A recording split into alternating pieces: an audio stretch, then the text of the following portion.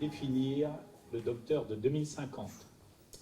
Donc nous avons 6 personnes qui vont en moins d'une heure nous définir le docteur de 2050.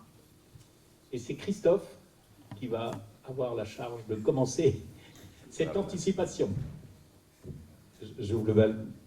Bonjour à tous. Petite transition avec ce qu'on se disait hier. Je voulais commencer par vous parler d'intelligence artificielle, bien sûr. Je suis un peu monomaniaque.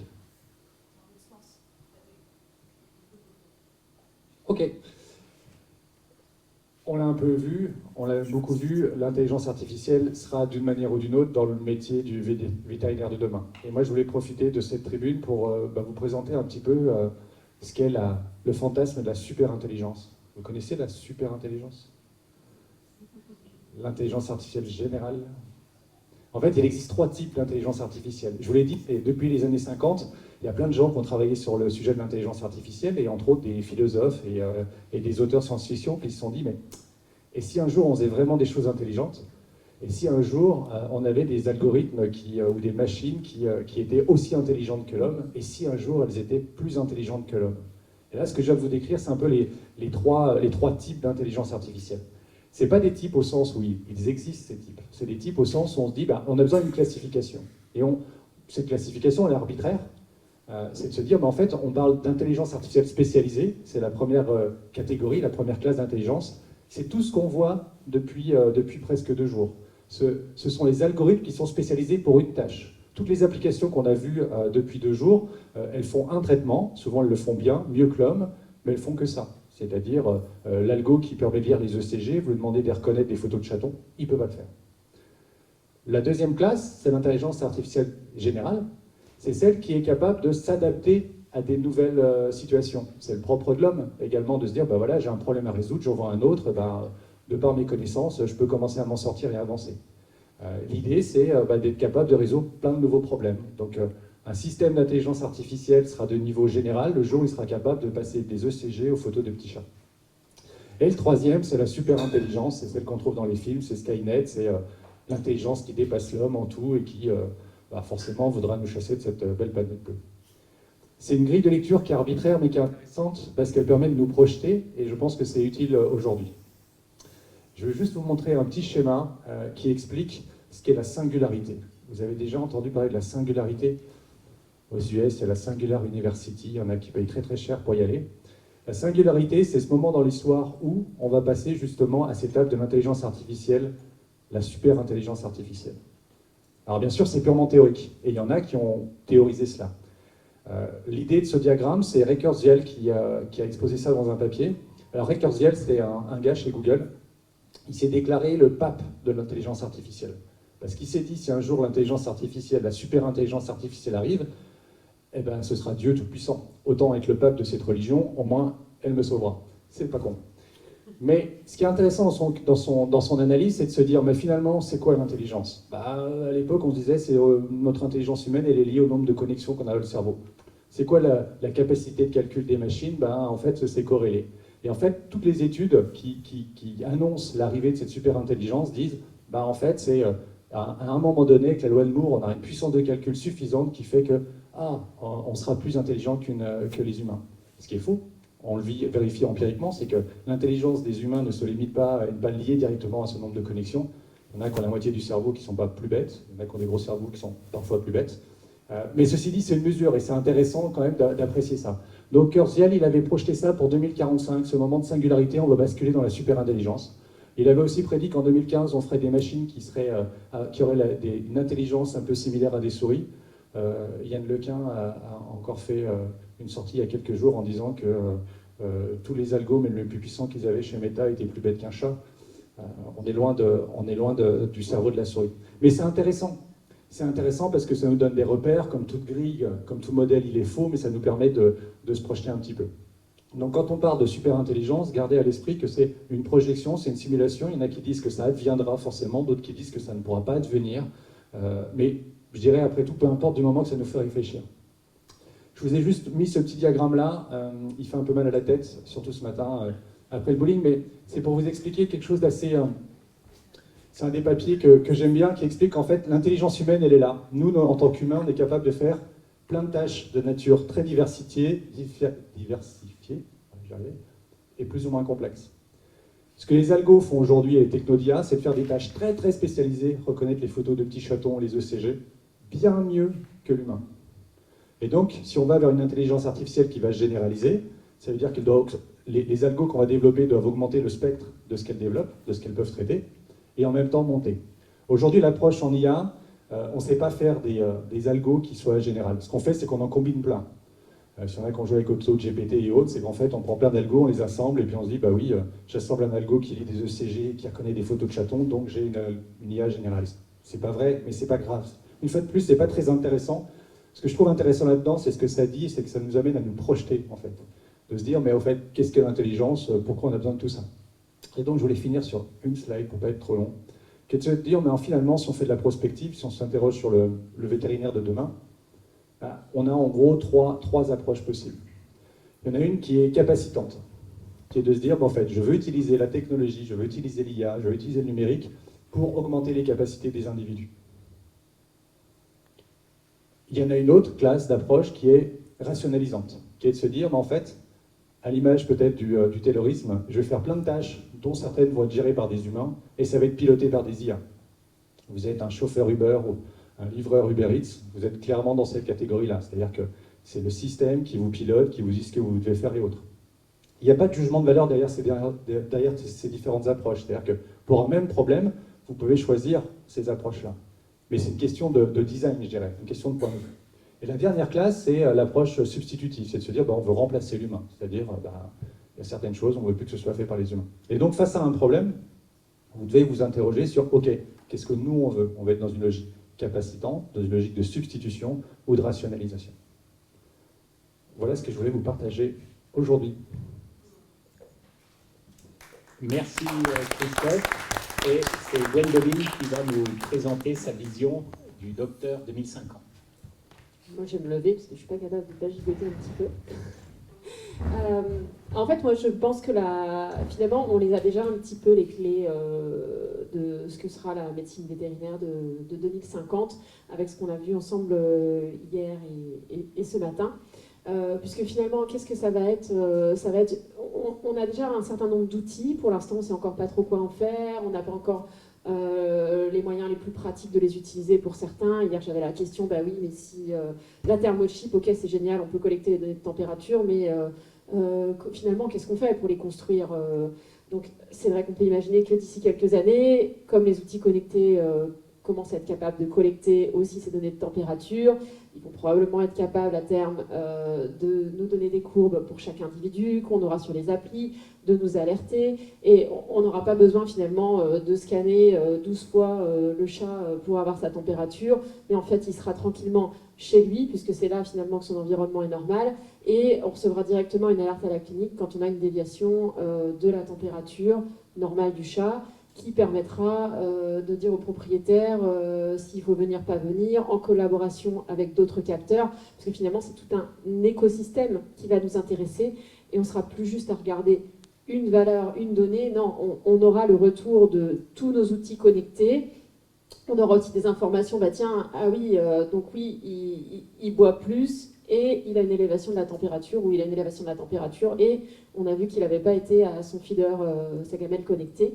Donc voilà, ça va être ces ensembles d'informations, toujours évidemment corrélées à l'examen clinique, parce que si je dois faire une prédiction, moi j'y crois pas à la médecine, à la machine qui remplace complètement l'humain, qui remplace complètement le soignant, déjà parce qu'elle n'a pas d'émotion, et ça on aura toujours besoin de l'empathie derrière, et puis aussi quand même pour l'examen clinique, on a quand même besoin de toucher nos patients, et en 2050, en tout cas, je ne crois pas qu'on aura des robots capables de faire ça pour nous.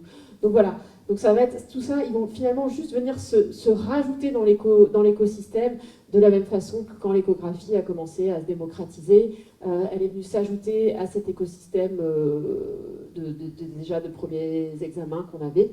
Voilà, donc je le vois comme un outil de plus. Qui vient renforcer la position d'expertise des vétérinaires, mais vraiment la renforcer. Et les vétérinaires vont être à même d'interpréter toutes ces données probablement avec le support de l'IA, parce qu'effectivement, les données vont être de plus en plus massives en quantité, et tout l'enjeu sera d'arriver à d'analyser les données qui sont pertinentes. Et ça, c'est probablement les IA qui nous aideront à ce moment-là.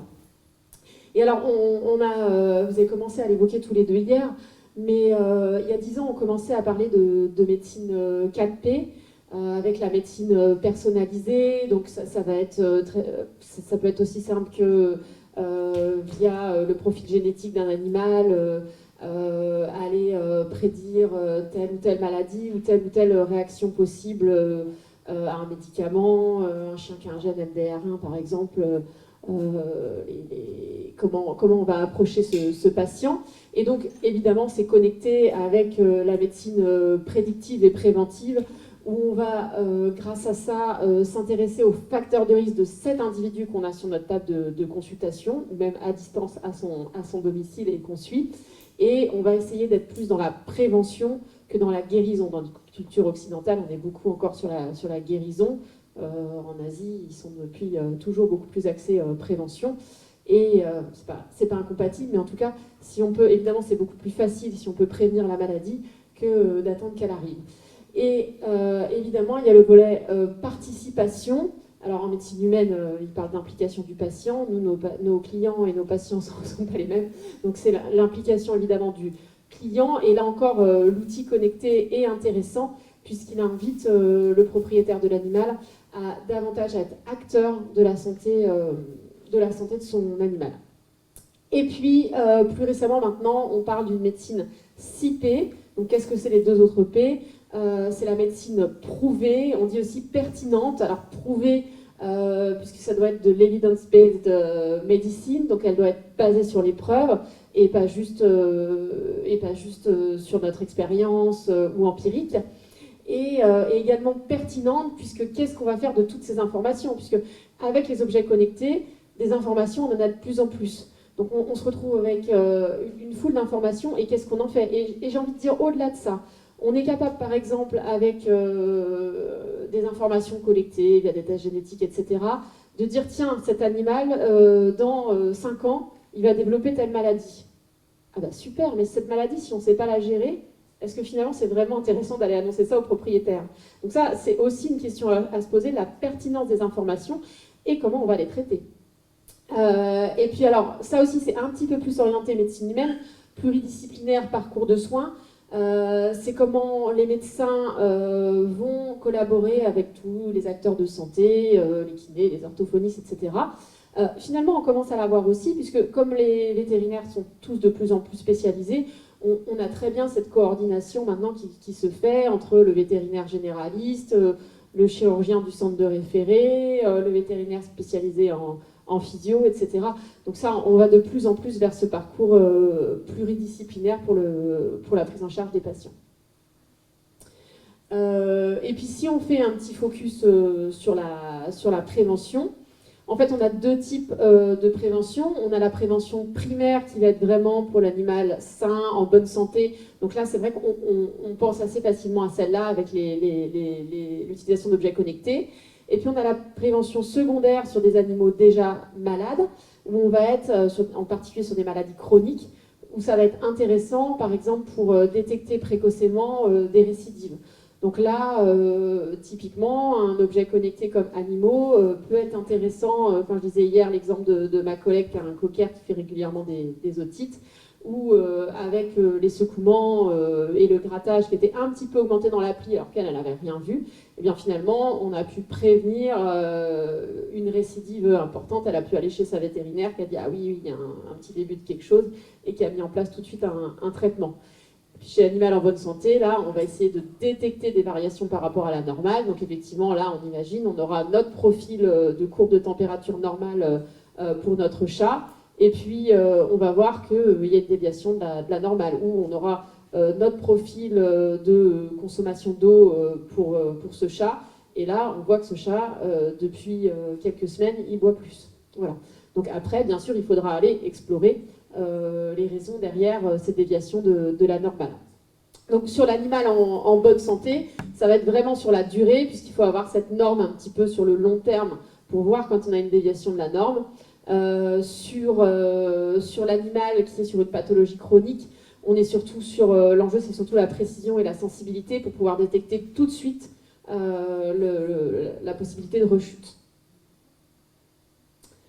Voilà, et donc j'en ai déjà un petit peu parlé hier, mais il y a encore un enjeu au niveau de l'utilisation et de la sécurité des données. Alors là, j'ai mis le fait qu'il y ait énormément d'informations accessibles avec Dr Google. Bon, en fait, comme moi j'ai arrêté de pratiquer il y a 10 ans, j'ai encore Dr Google dans la tête, parce qu'à l'époque c'était Dr Google, aujourd'hui c'est Dr Chat GPT, et ce sera peut-être probablement un autre en 2050.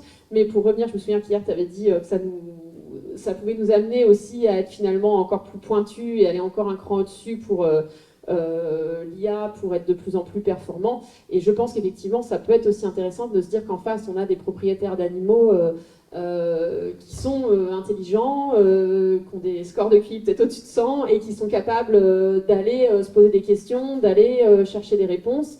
Et à nous, en face, de montrer qu'on a cette expertise et qu'on peut les aider et les accompagner.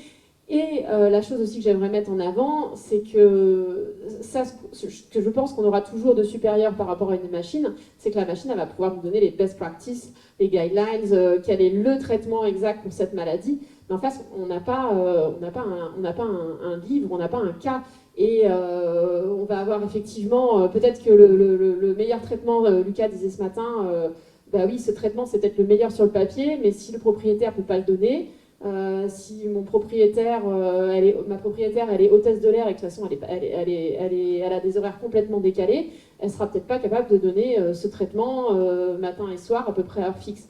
Donc ça va être pris en compte. Si ce propriétaire émotionnellement, il n'est pas capable de voir son chat dans cet état-là, quel que soit l'état en question, peut-être que finalement, même si ce chat, on pourrait le prolonger, peut-être que la proposition la plus adaptée, ce sera une euthanasie. Donc là encore, je pense que le docteur de demain, ce ne sera pas ChatGPT, ce sera pas une machine. Donc tout l'enjeu, il va être effectivement de garder, pour les vétérinaires, de garder leur place dans l'équation, de garder la main sur ces données et de ne pas laisser effectivement juste ChatGPT les exploiter. Mais la dimension humaine, on peut espérer qu'elle ne sera pas remplacée. Eh bien, merci Gwendoline. Et Gwendoline, tu vas pouvoir passer le micro à Mathieu et Arnaud. Ils nous ont fait une présentation commune hier, donc on garde ce modèle, le duo. Du coup, là, c'est moi qui vais... Non, là, c'est plus... et après moi. Voilà, du coup, parler de la médecine de demain. Alors, la médecine de demain, on rêve de ça. On rêve du patient, de la robotisation, c'est génial. Bon, alors ça, c'est peut-être en 2050, parce qu'en 2023, on en est là. On n'a rien évolué. On fait la même médecine. Les postes de soins infirmiers, là, j'y travaille à Saint-Joseph, c'est les mêmes depuis 1945. Juste les trucs ont un peu évolué, il y a un peu d'échographe, etc. Mais la façon de faire de la médecine reste exactement la même, il n'y a aucune modification. Alors il va falloir évoluer. Et évoluer, c'est-à-dire évoluer. Alors les chirurgiens, ils utilisent toujours du gras. Louis Lumière, 1915. Ils disent toujours du plat de Paris. Alors justement, à Paris, encore en province, les orthopédistes arrivent à comprendre qu'on peut faire de la résine. Mais à Paris, tous les orthopédistes dans les services d'urgence font du plat de Paris, 1852. Alors allez parler à un orthopédiste d'imprimante 3D pour fabriquer de la telle, alors qu'il en est encore au plat de Paris, c'est quand même pas gagné. Le stéthoscope de Littmann, je vous disais hier, 1975. Donc comment est-ce qu'on va faire de l'évolution si déjà dans nos têtes, on n'est pas prêt à évoluer? Et en fait, c'est ça le gros problème. Vous n'avez pas de formation à l'échographie, mais même pas de formation à PubMed. Mes internes ne savent pas utiliser PubMed pour chercher l'information. Ouais, ils ont ChatGPT, mais ChatGPT, sa ressource, c'est pas quand même génial. Donc voilà, mais en fait, on n'a pas formé les étudiants à faire de nouvelles choses. Alors, ça va vite, mais l'idée, peut-être que 2050, c'est le travail en réseau qui va être beaucoup plus important. Voilà, on va essayer de sortir de notre tradition. Je vous rappelle que, comment il s'appelle le mec qui faisait les prédictions Nostradamus. Nostradamus, c'est un médecin, à la base. C'est un médecin de la peste. C'est quand même dommage. Donc il va falloir former les étudiants à utiliser de nouveaux outils. Il va falloir être en capacité d'appréhender les nouvelles technologies. Je vais vous donner un exemple, tout con. Pendant le Covid, je fais la pleureuse, hein, j'ai battu les Roumains de la gare du Nord, et j'ai réussi à me faire payer des vidéolaryngoscopes Storz par la société qui fait les newsletters de la FNAC. Vous voyez, quand même, en don. Bête de course, 10 000 balles le vidéolaryngoscope. Avec la fibre, je voyais mes empreintes digitales pour vous donner le niveau de la qualité de la vidéo. Réponse de la responsable des urgences, de la partie urgence vitale de la Riboisière. Ouais, non, mais on va pas les utiliser en systématique parce que tu comprends, après, on ne saura plus attuber avec un laryngoscope normal. Sortez un truc. Alors j'essayais de lui expliquer que j'avais des potes, moi, qui étaient pilotes de Rafale, hein, parce que je suis militaire sur une base. Et bien, le week-end, ils pilotent quand même les CAP 231. Et ils arrivent quand même à passer au Rafale. Mais simplement, en médecine, on a une espèce de superstition que si on sait travailler avec de nouvelles technologies, on ne saura plus travailler en voie dégradée. Donc, on va travailler tous les jours en voie dégradée parce que, pour ne pas oublier, les infirmiers n'utilisent pas de calculateur de dose. Il faut encore faire le calcul à la main, etc. Sans déconner. Moi, j'aurais acheté dans mon service des pousses-oreilles avec des bibliothèques de médicaments. Il y avait juste le poids, la posologie à rentrer. Ah ouais, mais non, tu comprends, après, on ne saura plus faire un calcul. C'est quand même génial. Et donc, le problème, il est là. On va beaucoup tourner ça, mais 2050, notre problème, ce n'est pas la technologie. C'est l'esprit humain. Il va falloir apprendre à évaluer les dispositifs. Passer du gadget à l'outil médical. C'est compliqué. Il va falloir modifier l'apprentissage. Parce qu'au jour d'aujourd'hui, qu'est-ce qu'on fait? On apprend par cœur en médecine. C'est quand même génial. On n'utilise pas les aides cognitives numériques. Et on pourra encore réformer le CN. Mais regardez, je ne pense pas qu'en vétérinaire, vous ayez cette magnifique invention, l'examen classant national. Alors, vous êtes planté à la question de dermatologie, vous ne serez pas neurochirurgien. Déjà, il y a quand même un truc déjà qui ne colle pas, à la base. Mais pire, alors il y a eu un scandale une année, une question d'ORL, prévalence de la maladie 1 sur 10 millions. Probabilité de la maladie 1 sur 10 millions. On fait apprendre par cœur à des étudiants des maladies qui n'existent que dans un cas sur 10 millions. Comment voulez-vous qu'on y arrive? Par contre, on ne leur explique pas comment chercher les maladies rares, comment utiliser des outils pour aider à trouver des maladies rares. Nous, compagnie de société qui s'appelle Medvir, qui est justement là pour aller chasser la maladie rare au milieu des symptômes courants. Et bien c'est ça qu'il faut apprendre à utiliser. Il faut apprendre à utiliser les outils et leur faire confiance. Et bien il va falloir démystifier tout ça. Donc on essaye de faire des DU, hein. Ouais, je sais, un petit coup de pub, ça fait jamais de mal. C'est ouvert aux vétérinaires. Mais voilà, il va falloir réformer notre apprentissage, il va falloir apprendre à intégrer ces outils dès la faculté. Et ça, c'est très très compliqué. Notre vrai problème, il est là. Alors, parlons un peu de technologie, la robotique.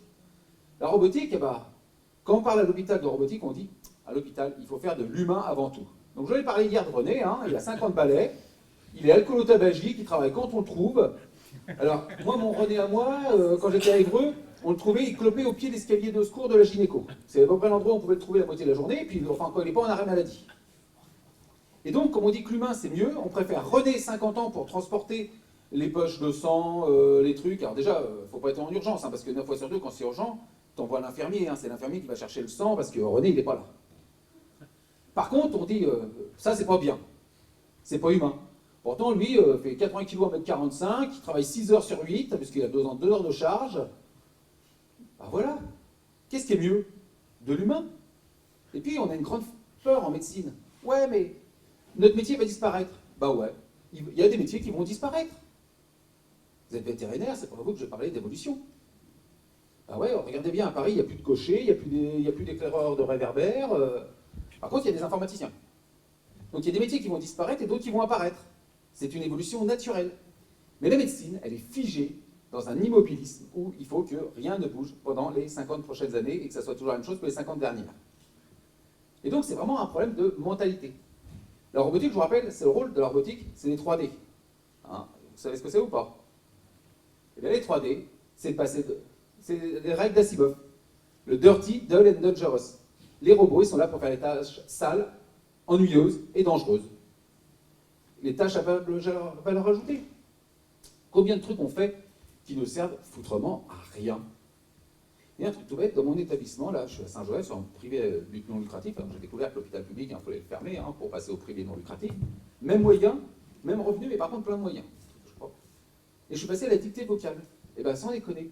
Mes observations, je mets 3 fois moins de temps à les écrire. Et en plus, je fais des plus belles observations que ce que je faisais avant. Et bien ça, quand vous expliquez ça exactement à un directeur hospitalier, il ne comprend pas. Il ne comprend pas que le fait que le médecin fasse son observation en 3 minutes au lieu de 9, Bah, de toute façon, vous êtes là. Voilà. Et dans n'importe quelle entreprise, enfin, prenez n'importe quelle usine, on sait qu'un ouvrier qui fait le travail en 2 fois moins de temps, c'est un ouvrier rentable. Et bien dans l'hôpital, c'est pas passé comme idée. Vous voyez, on a vraiment un problème de mentalité. Alors, pour enfoncer le clou après Christophe, l'intelligence artificielle. On en rêve. Alors, je vais prendre ChatGPT, pardon.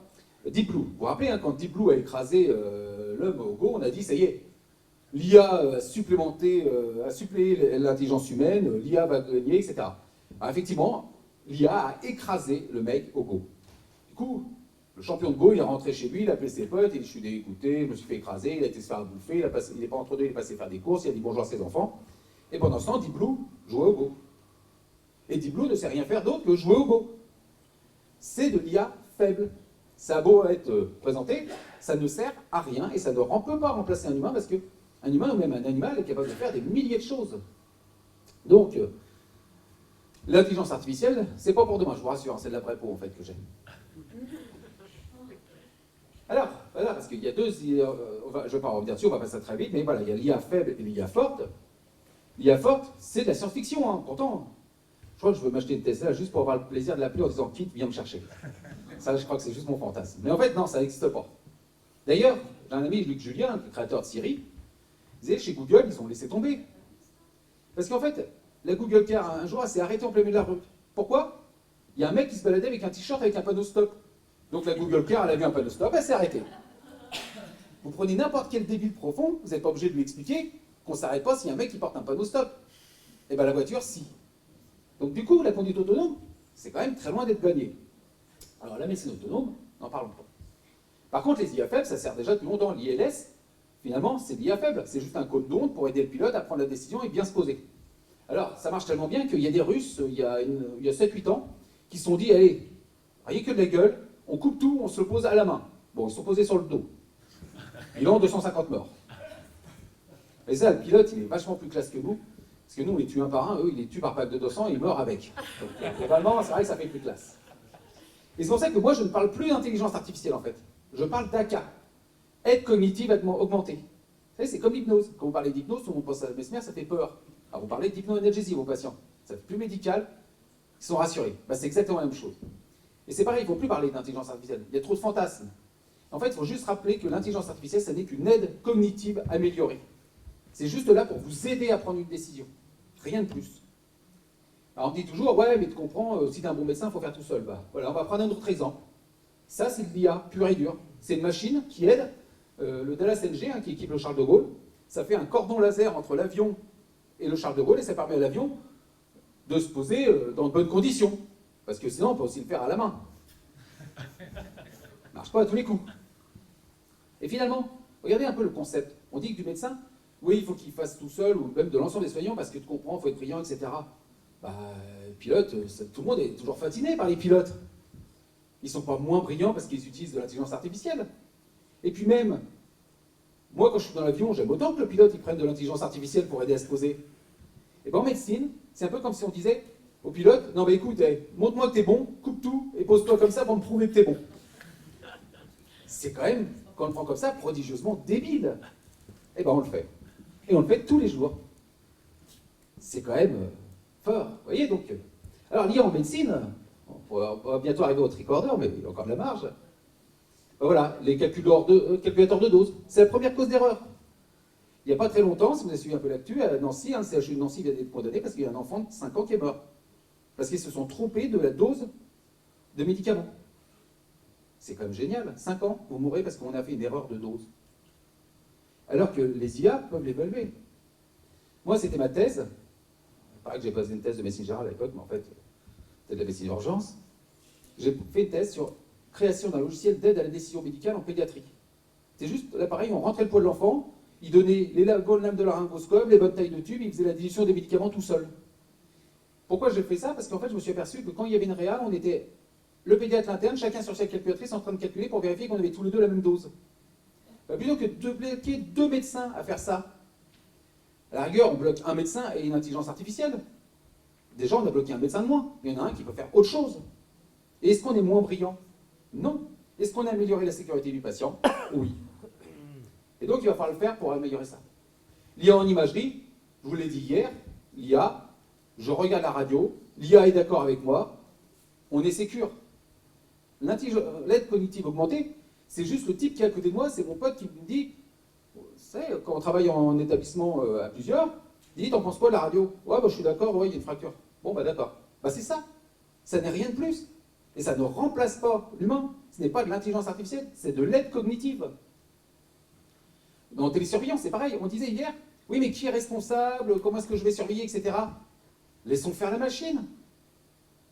La machine est capable d'analyser les situations, de faire un résumé. En douleur, par exemple, avant, pour les gens qui font de la douleur chronique, les patients ils font un petit carnet, ou les diabétiques, pareil, ils ont des petits carnets. Passez un quart d'heure à lire le carnet dans la consultation. Alors finalement, vous avez une machine qui peut vous mouliner le tout, et vous donner les résultats, vous n'avez plus qu'à lire le compte-rendu. Et bien finalement, sur le côté de l'humain, vous avez passé un quart d'heure dans votre consultation à lire un petit carnet, ou alors vous avez passé un quart d'heure à discuter avec votre patient. Qu'est-ce qui est le plus humain? La discussion avec le patient. La machine nous redonne de l'empathie, nous redonne du contact humain. Ok, un petit côté, ça dépend de où on les donnait. Voilà, le symptôme checker, ça ne fait pas le diagnostic, ça évite juste les oublis. Je vous disais hier, on a une hémiplégie, est-ce que tu as bien vérifié la glycémie? Il est juste là, c'est un post-it numérique, rien de plus. Alors, par contre, ce qu'il y a là, c'est la preuve clinique. Parce que c'est bien gentil, tous ces outils-là, mais à un moment, souvent, ils s'appuient sur la preuve of concept. Ça, c'est leur grand truc. Ils font des POC. Des POC, 30 mecs, etc. Genre, un peu comme si on avait fait des études sur l'hydroxychloroquine, sur plus le volume est faible et plus ça marche. Enfin, on peut croire à tout, après. Mais il va falloir changer ça. En fait, il faut faire de la vraie... C'est René, il est partout. C'est ça, t'as vu? Il faut faire de la preuve clinique. Et la vraie preuve clinique. Parce qu'oubliez pas aussi, surtout chez les conservateurs de start-up, ce que je disais, nos amis, c'est que les start-up, c'est comme les enfants. Même quand ils sont moches et cons, quand c'est les siens, on les aime. Et 9 fois sur 10, l'époque, c'est fait dans le service du mec qui est l'expert de la boîte et qui a été payé par la boîte. Donc forcément, qui croit que ça marche puisqu'il a développé le truc. Eh bien, il va falloir passer à l'evidence-based medicine, comme tu disais. Il va falloir améliorer cette preuve. Et puis, il va falloir coopérer à un moment. Parce que la télémédecine, je ne sais pas, en vétérinaire, vous utilisez de la télémédecine, téléexpertise, téléassistance? C'est dommage. C'est pas encore autorisé. Mais pourquoi pas autorisé? La téléconsultation, parce que voilà, on parle tous de la téléconsultation, alors c'est bien la téléconsultation, ça fait joli, tout ça, c'est du Skype. Même en médecine, ça ne marche pas déliramment, parce qu'effectivement, à un moment, il faut toucher le patient, etc. Donc c'est bloqué. Par contre, la téléexpertise, ça c'est beaucoup plus intéressant. Plutôt que d'envoyer le malade aux urgences, il est à 14h, qui voit un diabétologue, et il est 19h, il n'y en a plus. Si j'avais fait une téléexpertise en envoyant un avis aux spécialistes et à avoir la réponse, j'ai gagné du temps. En plus, nous, maintenant, c'est facturé. Le médecin qui demande, il a 10 €, le médecin qui reçoit, il a 20 €. Bah, ma foi, c'est mieux que de passer un coup de fil. C'est plus rentable. Donc, c'est la téléexpertise, c'est important. La téléassistance. Moi, j'avais vu, alors je ne vous ai pas mis les vidéos parce que je n'ai pas le droit, mais je peux que vous le décrire par contre. Plaie par balle de Kalachnikov en intracardiaque, opéré par un pote au fin fond du Tchad, sous une tente, par un chirurgien digestif. Bah, c'est juste qu'il a le chirurgien cardiaque à Percy qui lui explique, voilà, tu fais ça, bah tiens, tu mets la sonde urinaire à tel endroit, tu tires, puis tu vas voir, c'est pas compliqué de refermer un cœur. Quand vous faites que du foie, c'est un peu technique. Et bien la téléassistance, c'est un vrai plus. On l'a montré avec nos étudiants. Moi, j'ai fait des pauses de drain thoracique aux jeunes assistants sous téléassistance. Et en plus, pour les jeunes docteurs, c'est vachement bien, parce que c'était leur doudou. On avait des Google Glass, et en fait, ils l'ont très peu utilisé. En réalité, ils étaient bons. Mais le fait de savoir qu'en cas de problème, on peut se connecter avec un vieux chef qui va te donner un coup de main, c'est super anxiolytique. C'est un grand anxiolytique. Et voilà, on peut se guider. Et vous, en tant que vétérinaire, le vétérinaire, c'est que vous faites tout, même de la chirurgie. Bah, si c'est une chirurgie que vous ne maîtrisez pas, bah, vous pouvez toujours faire une téléexpertise ou une téléassistance, et puis que le chirurgien qui sait faire vous guide. Il y a un vrai modèle économique à mettre en place là-dessus. Et donc, il faut passer à la coopération. Vous voyez, ça, c'est du TAVI. Ça, c'est le professeur Crébier à Rouen, puis le TAVI, je ne sais plus où il était à l'autre bout du monde. Ça permet de réduire les transports, moins de transports, moins de déplacements, moins d'errances thérapeutiques aussi, parce que quand vous êtes tout seul dans votre coin, bah, de temps en temps, avoir la bonne réponse, vous tripotez le malade, emmenez dans un sens, dans l'autre, et puis vous n'avez toujours pas la réponse. Au moins, poser la question à la bonne personne, c'est quand même largement mieux.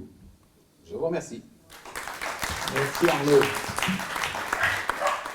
Non, mon cher Arnaud, c'est bien tout ça. Mais ça commence, même s'il y a un gros fond de vérité, ça commence à être un peu une caricature parce que les choses changent. Moi, je vais prendre deux contre-pieds dans la présentation sur le patient en 2050 et le soignant aussi en 2050. Ce qui est certain, c'est que les métiers vont évoluer. Certains vont être remplacés, même si ce n'est pas le cas en 2050. Je pense qu'il faut quand même s'y préparer. On va donner quelques exemples. La supputation, mais il n'est pas impossible que ça arrive. Et puis, il y a un problème, et c'est bien beau, cette IA, mais il y a un problème sur la donnée aussi quand même.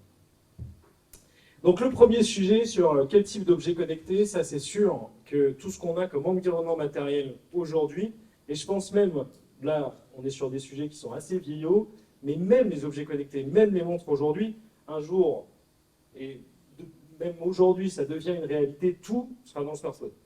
Du diagnostic, dépistage, d'éducation thérapeutique, du suivi des constantes, du suivi d'activité, de la surveillance, suivi par questionnaire, etc.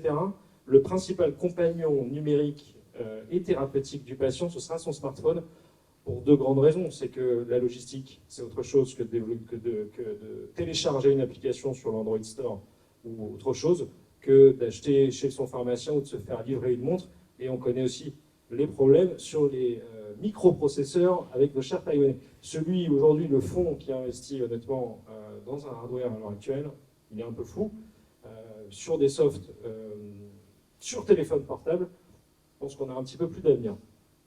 La question de la boucle fermée, donc ça c'est sur l'empowerment patient, ou la gestion de sa thérapeutique. Là on peut peut-être faire déjà quelques liens avec la médecine vétérinaire et finalement cet animal qui n'est pas en capacité de contrôler sa thérapeutique et de la prendre lui-même.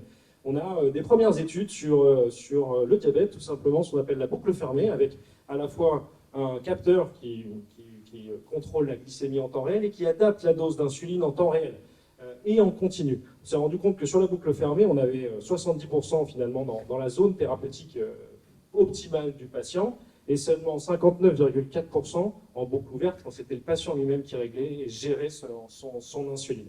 Donc forcément, quand on va montrer ça à l'assurance maladie, il est à peu près certain qu'ils survalorisent le remboursement de ça plutôt que ça.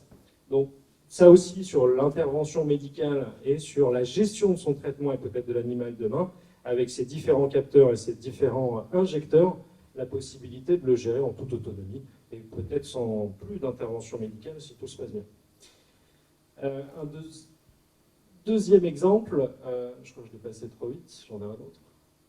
Non, je passe directement sur la centralisation de la donnée, parce que ça c'est une des choses importantes. Si on veut toucher cette super IA ou cette super intelligence, il y a un problème sur la data. Aujourd'hui en médecine, il y a un nombre d'origines de données, un nombre de zones de stockage qui est juste monumental et on n'a aucune capacité à la centraliser efficacement.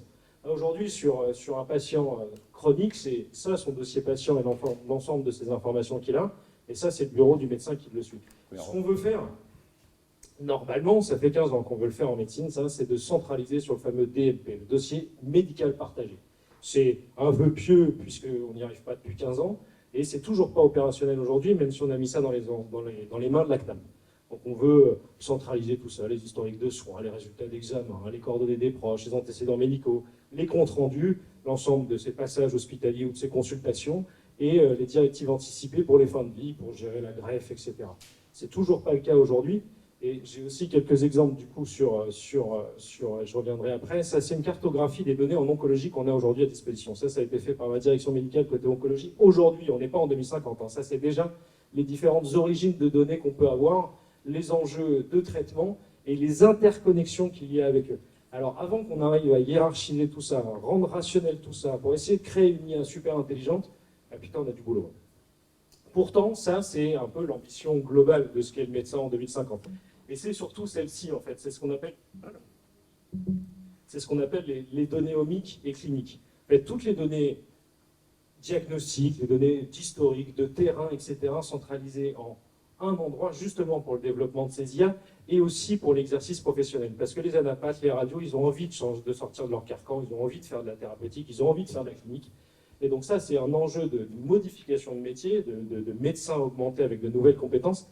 Mais ça, on en est quand même très très loin d'arriver à ces enjeux-là. La réalité augmentée en chirurgie, on en a parlé, etc. Mais ça, c'est vraiment le Graal du médecin qui est un peu sensible au sujet d'IA et numérique. Et j'ai trompé de sens. Et peut-être pour terminer et passer la parole sur un enjeu de modification de métier. Ah oui, ça, juste aussi, j'allais oublier. Un truc important, tu as parlé des données tout à l'heure, et justement de cette courbe exponentielle de qualité de ces intelligences artificielles. On a un gros sujet, c'est le stockage.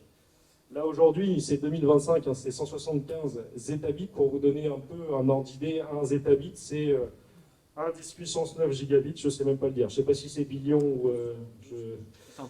10 puissance 12, c'est encore pire. Donc, je ne sais pas si c'est billion ou pas. En tout état de cause, ça équivaut à peu près à 12 millions de films Netflix en 4K.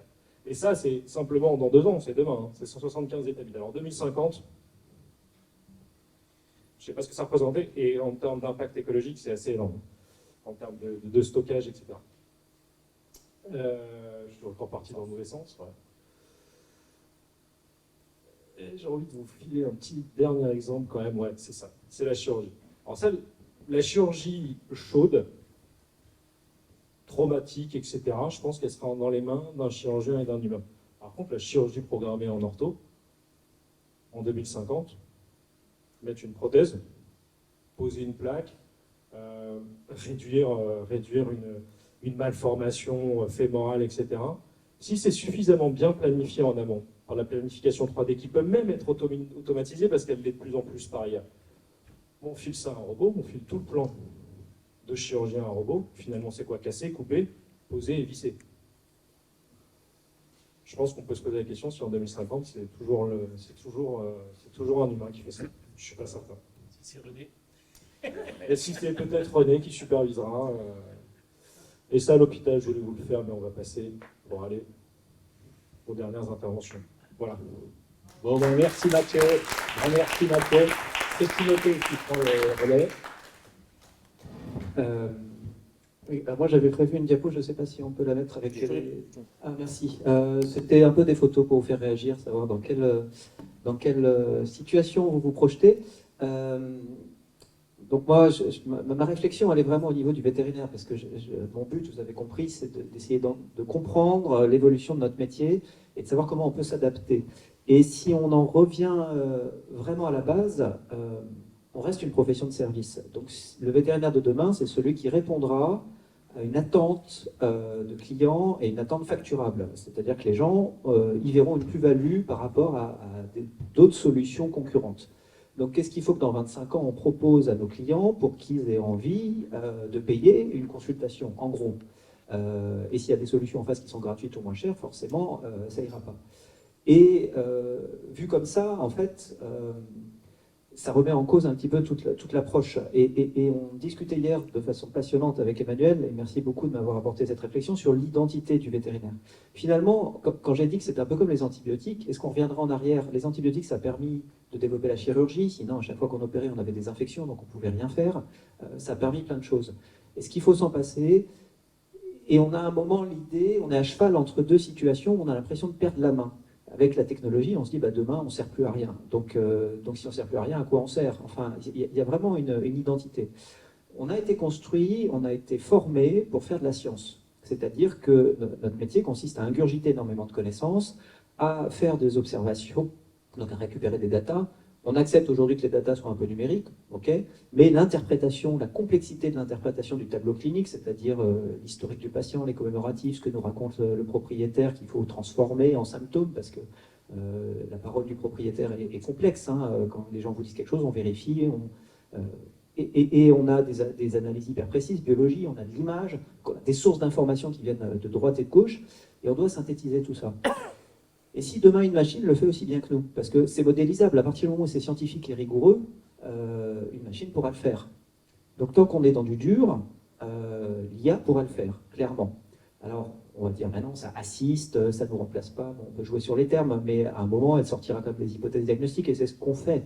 Enfin clairement on n'a jamais un diagnostic à 100%, rarement. On dit toujours, bon il y a quand même 95% de chances que ça soit ça, et on pose notre diagnostic probabiliste. Éventuellement le cross-check, mais c'est toujours probabiliste. Même une analyse de biologie, vous savez, avec les taux d'erreur, etc., en fait, on n'est jamais sûr à 100%. Donc la machine va faire pareil, et en plus, elle va aller chercher les maladies rares auxquelles on ne pensera pas, elle n'aura pas de biais, parce que quand vous ratez quelque chose de rare, eh ben, vous y pensez plus souvent après, donc vous le surdiagnostiquez, vous savez, c'est tous ces biais cognitifs qu'on a, elle ne les aura pas. Donc elle fera ça mieux que nous. Alors qu'est-ce qui nous reste si on n'a pas ce côté scientifique? Qu'est-ce qui fait que les gens vont venir nous consulter?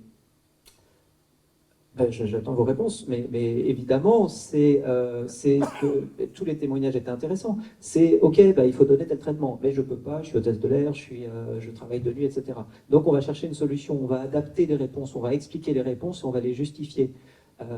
Et donc finalement, où sera notre valeur ajoutée? Et je crois que c'est là-dedans qu'il faut chercher la réponse du vétérinaire de demain. Du coup, j'ai mis le côté empathique, celui qui tient la main des gens. On est dans l'émotion, on est dans l'explication, parce que la réponse froide et brutale de la machine, ou la réponse froide et brutale que nous, on est capable malgré tout parfois de faire et de donner, et on reproche d'ailleurs ce manque d'empathie à certains médecins ou à certains vétérinaires, et on les adore quand ils sont géniaux, qu'ils sont sympas, qu'ils nous écoutent. Ça existera toujours. Alors, est-ce qu'il faut former les jeunes, du coup, à être psychologues et non pas vétérinaires? C'est peut-être une piste d'avenir, j'en sais rien. Voilà, mais je trouvais que le panel se complétait bien, et en tout cas, ce qui est sûr, c'est que demain, l'IA sera là. Et se poser juste la question de est-ce qu'elle remplacera ou pas, c'est une question qui est trop petite. La seule question qui vaille, c'est comment on va s'en servir. Parce qu'on ne pourra pas faire sans. Et donc, quelle place on va lui donner dans la clinique? Alors, plusieurs attitudes. Je reviens sur la blessure narcissique. Soit tout ça, je ne veux pas en entendre parler parce qu'on n'en a pas eu besoin pendant 100 ans et on est traditionnaliste, comme tu disais, et on dit... je me souviendrai toujours, moi, il y a 10 ans, je voulais me lancer dans la nutrition en rural. J'étais allé voir un éleveur qui était intéressé par mes services et je lui ai dit, ouais, mais il me faudrait quand même un logiciel de calcul de ration parce que j'imaginais pas, au niveau qu'on a aujourd'hui technique sur des vaches, faire des calculs entre les minéraux, les machins, etc. Autant s'aider d'une calculette, ça me semblait évident. Il fallait que je mette 300 balles. Et j'ai dit à cet éleveur, en étant cash, je dis, moi ça m'intéresse, je te fais payer 300, j'achète le logiciel et pendant 1 an, je fais le service gratuit parce que je me forme. Et bien, il ne m'a pas choisi, vous savez pourquoi? Parce que j'avais un concurrent ingénieur agro qui faisait ça à la main avec sa calculette. Il disait, lui, il n'a pas besoin de logiciel. Donc, il est plus fort que toi. Intéressant comme réaction, c'est-à-dire que, voilà, quelle était la valeur? Moi, j'étais persuadé que j'étais meilleur avec mon logiciel que l'autre avec sa calculette. Mon client, lui, l'a pas perçu comme ça. Il a persuadé que sa capacité à le faire lui-même. Or, évidemment, je suis sûr que j'ai raison, et c'est parce que c'est mon opinion, vous êtes peut-être pas d'accord avec moi, mais c'est le témoignage que tu disais avec les calculs de dose, il y a moins d'erreurs, c'est plus précis, c'est plus fiable, et puis à un moment, la complexité des calculs, elle se fait pas avec une calculette, c'est pas possible.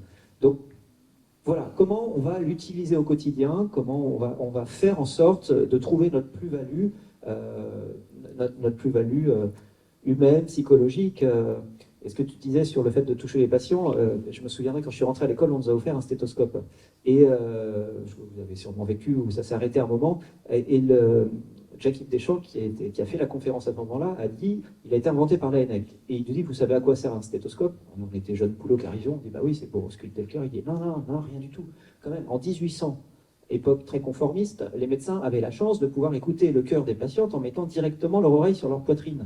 Et vous pensez qu'il y en a un qui a inventé une technique pour ne pas pouvoir toucher tous les jours des poitrines avec son oreille? C'est inconcevable. Donc il dit non, la seule différence c'est pour quand vous avez une blouse blanche, soit vous ressemblez à un peintre, et si vous mettez le stéto, vous ressemblez à un médecin. C'est uniquement pour ça que ça a été inventé. Bref, l'idée c'est on invente un outil qui ferait de la médecine sans stéthoscope. On pouvait mettre l'oreille sur le patient. Et puis on a inventé un outil qui augmente le son, qui augmente la qualité sonore, qui filtre un petit peu, et puis aujourd'hui ils sont digitaux, et on se dit c'est mieux. Donc il faut aller avec le progrès, et personne reproche à quelqu'un d'utiliser un stéthoscope au lieu de coller son oreille. Ou peut-être qu'il y a des fantasmes, mais bon. Voilà un peu quelles étaient les réflexions, et la réponse est dans comment on va utiliser ça, et pas est-ce qu'on est concurrencé. Je crois que pour moi, il n'y a pas d'autre alternative. Merci Timothée, merci.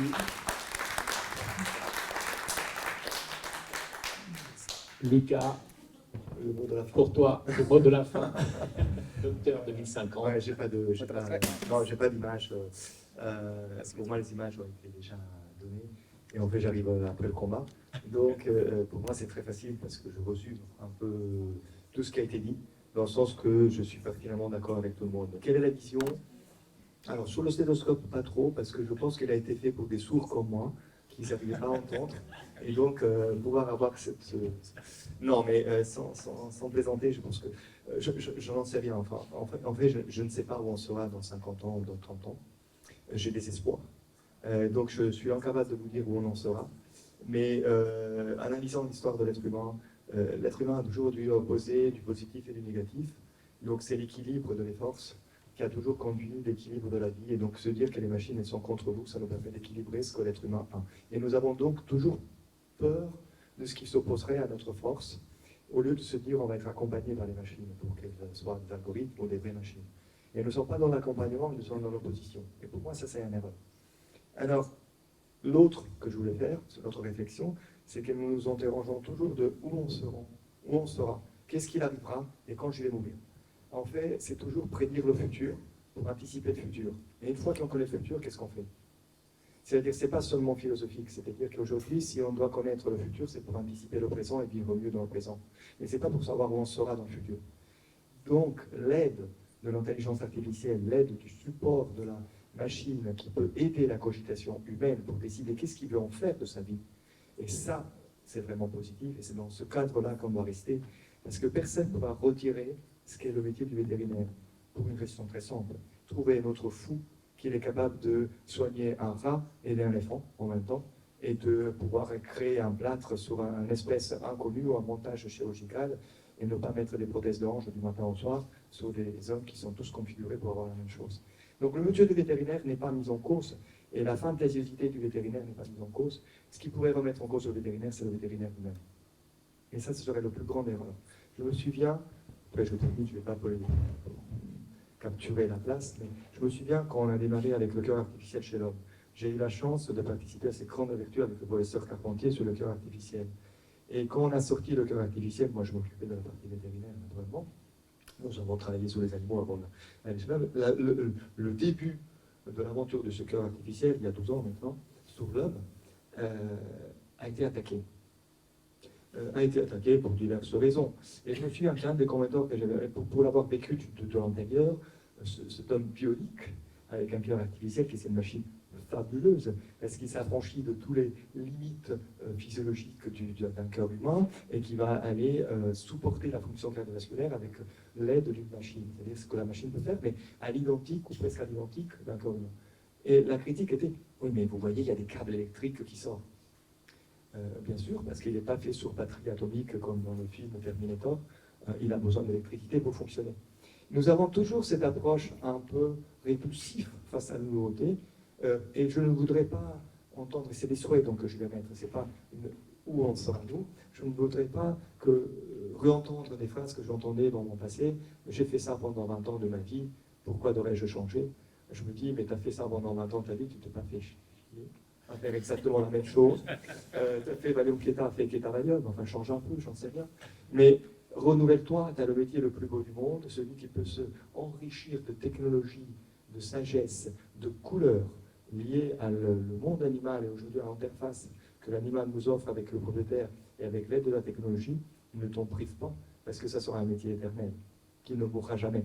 Au contraire, il y a certainement des évolutions qui vont se faire dans le métier, et on ne doit pas avoir peur de cette évolution, parce que c'est une amélioration. Évolution, par Darwin, par définition, c'est quelque chose qui va plus loin et nous permet la survie de l'espèce. Alors pourquoi regarder l'évolution comme quelque chose d'involutif et d'en avoir peur? Soyons confiance, mais apprenons juste à maîtriser ces évolutions pour aller dans la bonne direction. Merci. Merci Lucas.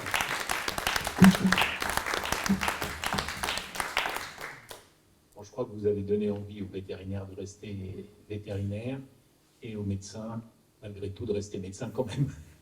Est-ce que vous avez des questions ou des réflexions dans la salle?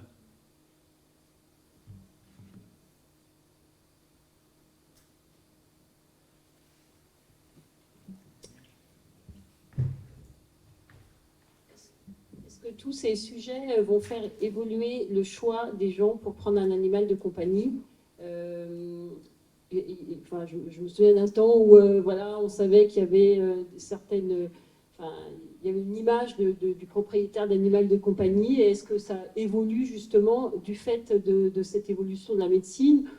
Est-ce qu'on ne va pas dégoûter certains d'en prendre si c'est trop compliqué? Il ne faut pas oublier que l'animal, c'est aussi notre bien-être à nous. Voilà. Est-ce que si c'est trop compliqué, on ne va pas dissuader des gens d'en adopter en fait?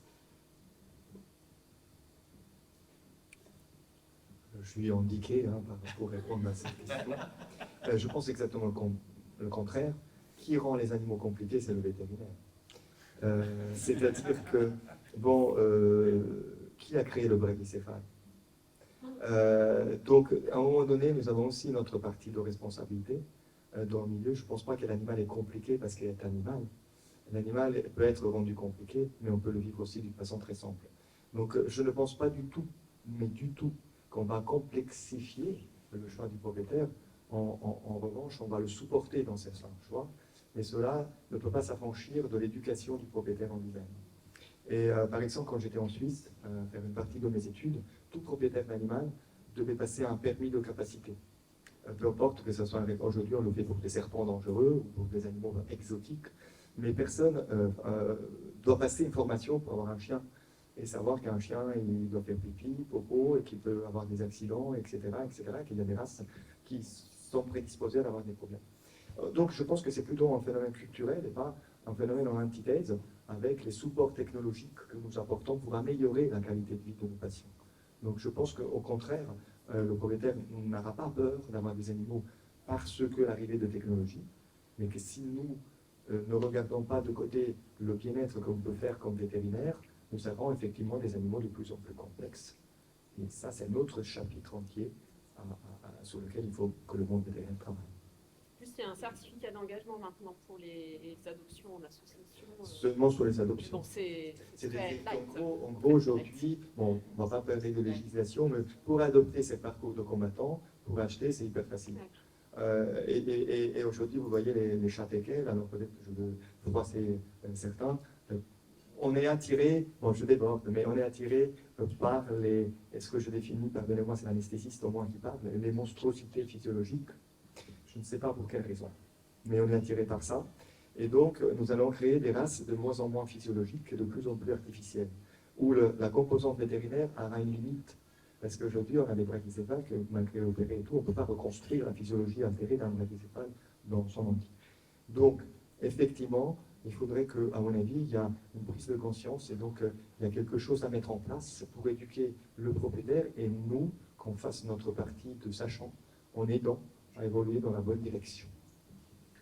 Si je peux faire un lien qui est forcément inexact, mais qui a peut-être une dose de similarité, c'est sur toute la compréhension de la maladie qu'on va apporter ce type de technologie-là. On fait dans les études cliniques toujours des études sur la qualité de vie. Et en fait, plus on donne de l'information, de la compréhension au patient, plus il est visiblement en meilleures conditions, plus heureux, une qualité de vie qui est beaucoup plus importante. Je pense que la compréhension du sujet favorise le lien, probablement, qui existe entre le propriétaire et l'animal. Mieux le comprendre, mieux appréhender ses troubles, son bien-être, sa santé, etc. Au contraire, je pense que les liens sont plus étroits. Mais réponse de Béotien. J'ai oublié de dire quelque chose tout à l'heure qui m'est revenu, donc je me permets de le rajouter. Il y a une certitude, par contre, qui va arriver sur les années à venir, enfin, qui arrive déjà, c'est que la base de connaissances qu'on a ne va pas diminuer. Les connaissances ne vont que en augmentant, et de plus en plus vite. Donc en 2050, ça on peut le prédire, il y aura 1000 fois plus de connaissances. Alors des connaissances en largeur, c'est-à-dire sur plein de sujets, et des connaissances en profondeur, c'est-à-dire qu'on est capable de dire très précisément des statistiques parce que ça a été fait sur des plus grands nombres, etc. Et cette base de connaissances, notre capacité humaine à l'ingurgiter, on a atteint les limites. Et quand vous voyez les jeunes qui sortent de l'école, ils sont nettement mieux formés qu'il y a 10, 15, 20, 30, 40, mais je ne parle même pas d'avant, en qualité de la formation, mais aussi base de connaissances. Et notre capacité à naviguer dans cette base de connaissances atteint ses limites. Et ça, c'est aussi une certitude. Il n'y a pas besoin, je pense qu'il y aura un consensus autour de ça. Du coup, se faire aider pour naviguer dans cette base de connaissances, ça c'est une nécessité. Et ça, on peut le prédire avec certitude qu'il faut qu'on ait ces aides de navigation qu'on utilise tous les jours. Qui n'utilise pas Google quelquefois quand il cherche une information au quotidien dans son cabinet et on ne le dit pas. Enfin, on ne s'en vante pas. On dit non, j'ai pas besoin, je sais. Mais en fait, par derrière, tac, on va cross-checker nos informations. Donc, bon, on n'a pas honte de ça. Finalement, on est déjà dedans. Voilà, je voulais rajouter cette chose sur la base de connaissances parce que ça me semble quand même permettre l'acceptabilité de ces outils-là, puisque c'est un peu face au rejet dont tu parlais, de la nouveauté, c'est ce qui les rend plus acceptables parce qu'on se dit, bah ouais, effectivement, on est limité, on ne peut plus le faire par nous-mêmes. Merci Timothée. Arnaud. Une petite question. La démographie des vétérinaires en France, c'est quoi? Il y en a trop, il n'y en a pas assez, on est le bon nombre? Il n'y en a pas assez. Pas assez. Alors justement, pas assez, donc comme les médecins.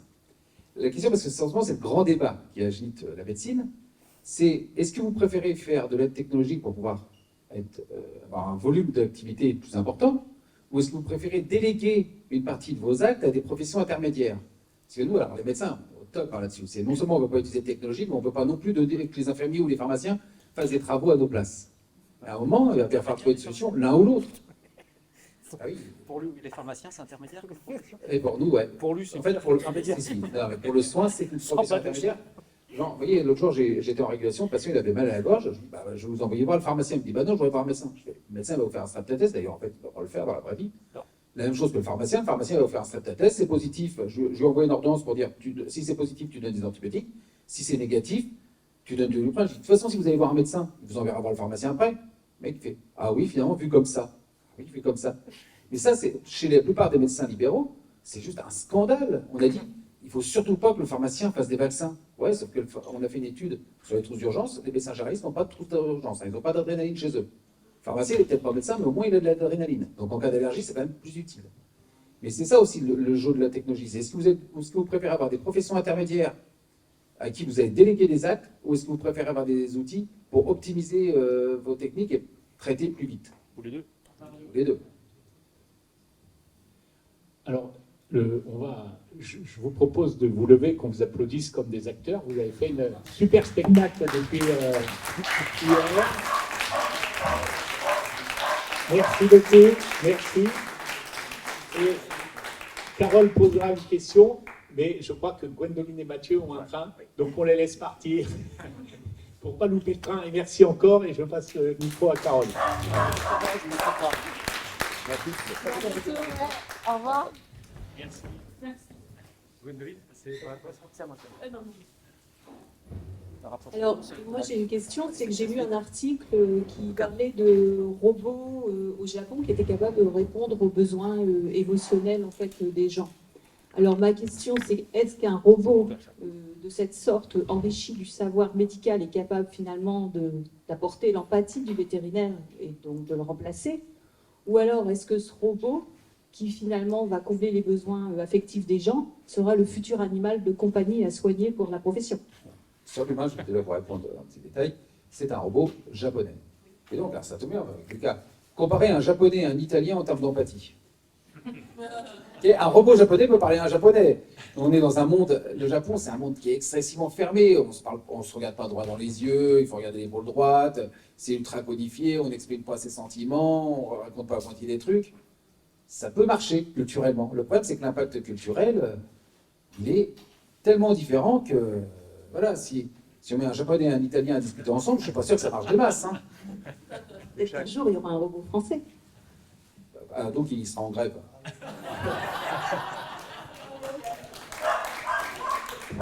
Un mi-temps thérapeutique.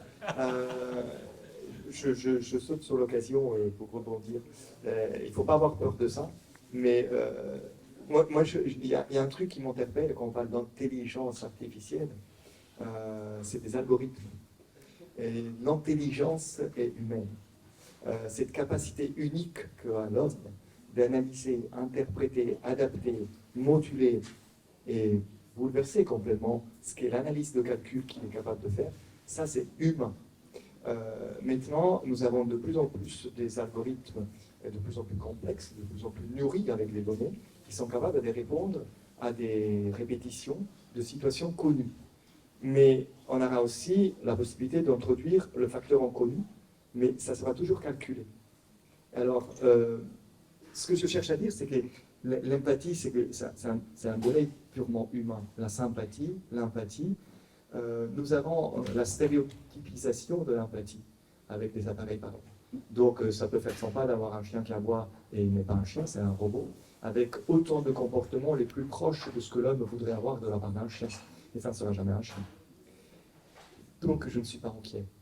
Je suis plutôt inquiet aujourd'hui, si je peux le dire, de l'évolution de notre profession avec des personnes qui ne savent plus être empathiques envers le propriétaire.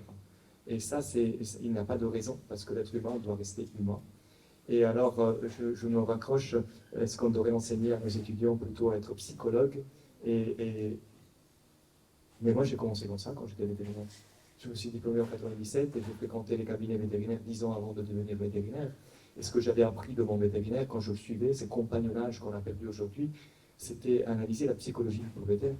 Et il me racontait toujours, il y a 40 ans maintenant, cette dame, elle vient parce qu'elle a besoin de parler. Alors, devons-nous maintenant le mettre par écrit sur un bouquin pour expliquer que le vétérinaire, c'est là pour accompagner le chien qui accompagne l'homme. Et toute la scientificisation qu'on a à l'animal dans les EHPAD, l'accompagnement, etc., pour justifier ce côté scientifique que nous avons tous à l'intérieur, c'est de la psychologie humaine, tout bêtement.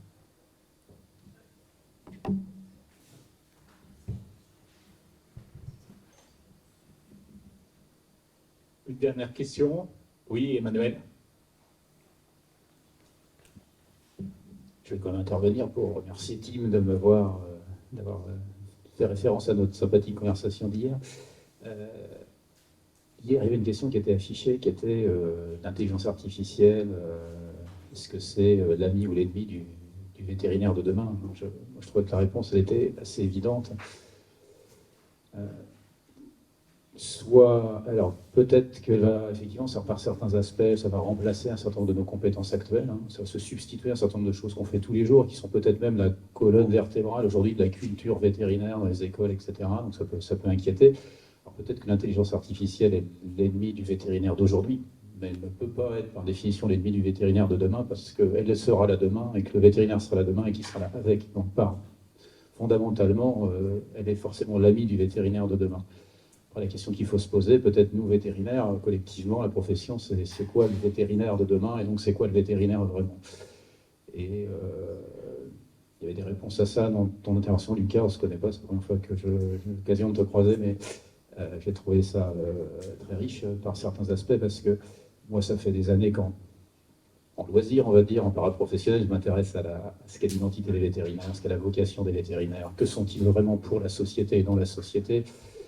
Et plus je travaille là-dessus, et plus j'ai la sensation que finalement le fondamental du métier du vétérinaire, c'est le métier du lien à l'animal, du lien homme-animal. Alors finalement, il peut y avoir des machines, il y aura toujours des hommes et des animaux, et un lien homme-animal. Certains savent ici que je dessine un peu, je fais des caricatures dans la semaine veto depuis des années. Il y a un célèbre vétérinaire caricaturiste américain qui est décédé il y a quelques années, mais qui a publié plein de recueils, il était très, très, très connu pour nos confrères américains. Son plus gros recueil s'appelle « L'autre plus vieux métier du monde ».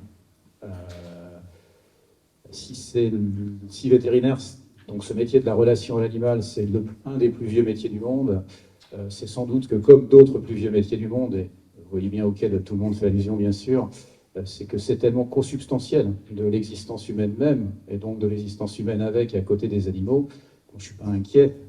La place, et ce que tu disais finalement avec d'autres mots, la place du vétérinaire, elle est là demain, tant mieux s'il y a des machines, et peut-être évitons d'avoir, c'est un terme que vous avez employé hier, la paresse intellectuelle, d'en rester à finalement le vétérinaire, c'est quelqu'un qui ingurgite des connaissances pour faire des diagnostics différentiels et faire des choix thérapeutiques. Peut-être que ça sera tellement aidé demain que quelque chose le fera à notre place. Ça ne veut pas dire qu'il ne sera pas pertinent qu'il y ait un vétérinaire, parce qu'un vétérinaire, c'est profondément, fondamentalement autre chose que ça, de mon point de vue. Alors, je réponds un petit peu différemment sur l'intelligence artificielle était l'ami ou l'ennemi des docteurs en général. En fait, ni l'un ni l'autre. C'est un outil, rien de plus. C'est pas un ami, c'est pas un ennemi, c'est juste un outil, comme un stéthoscope. Et qu'on aura démystifié cette intelligence artificielle, cette aide cognitive augmentée, qu'on aura compris qu'en fait, c'est juste un outil comme un autre. Hein. C'est pas pire que l'hôpital pour prendre un médicament. Hein. C'est exactement pareil. Ça n'est et ça ne reste qu'un outil. Ça ne remplace pas. Ça permet juste de travailler. Merci Arnaud. Un bon exemple, Vidal. Et bien encore une fois, merci beaucoup. Merci à vous.